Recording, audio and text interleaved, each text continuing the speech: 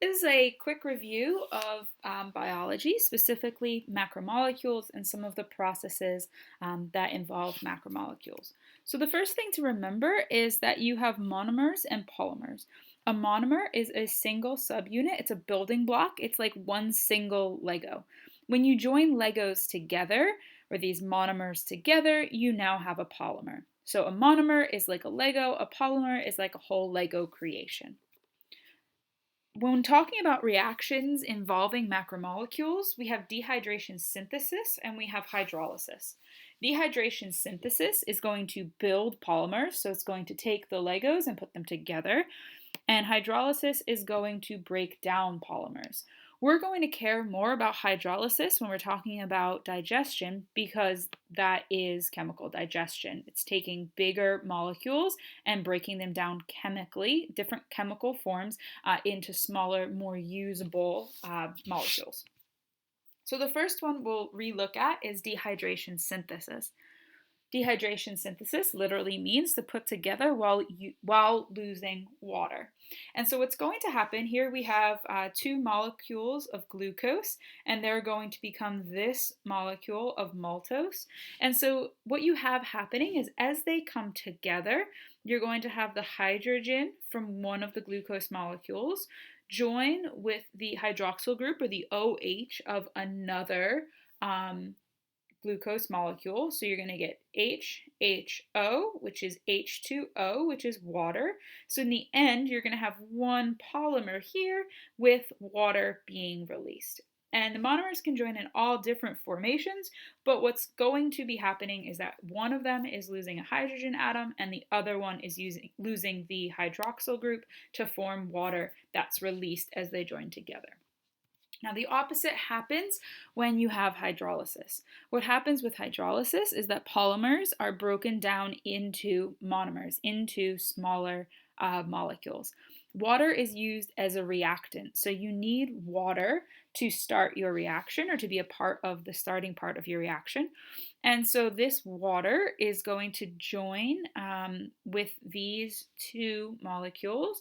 What's going to happen is the water here is going to split. It's going to split back into its hydrogen atom and its hydroxyl group.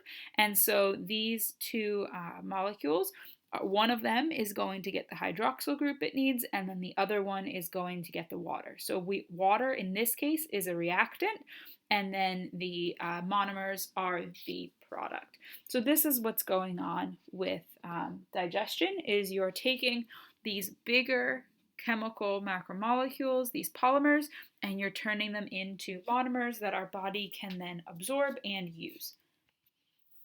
Quick review of enzymes. Enzymes are something that speed up reactions. They're catalysts. And so you can see with this graph on the left, without the enzyme, that's this blue line here, without the enzyme, it takes a long time to start really making a lot of product. With the enzyme, it quickly makes a lot of product and then it stays there. So it speeds up the reactions by speeding up how quickly this is going to occur. And so our enzymes that we use with digestion are going to speed up this reaction. They're going to speed up digestion so that we can more quickly break down the food that we're consuming into its little parts that we can use. Another reminder is that enzymes are specific to the type of macromolecule that they're breaking down. So they only work with certain macromolecules. For example, lactose is a sugar. Lactase is the enzyme that helps break down that lactose. So there are some people that are lactose intolerant, meaning they don't have lactase, they don't have enough lactase, and so therefore they don't break down lactose. And so lactase only works with lactose. It doesn't break down other things, it only breaks down lactose. So that's why these people that are missing this enzyme either don't eat lactose or they take tablets that contain lactase that break down the lactose. Okay, so there are four types of biological macromolecules. There are carbohydrates, lipids, proteins, and nucleic acids. I've crossed out nucleic acids because we don't care about them in terms of digestion. Nucleic acids are things like DNA and RNA. They're essential to life, but they're not one of the three macromolecules or macronutrients that we're going to eat. Carbohydrates are sugars, so their monomers are sugars, and then they're big chains of sugars or polysaccharides. Simple sugars are used for quick energy. Complex carbohydrates, things like starches, are used to store energy for more long term use. So they're still used for energy, they're just used for long term energy. In addition to being used as energy, we can also break down these carbohydrates and use them as building blocks for other molecules, such as amino acids.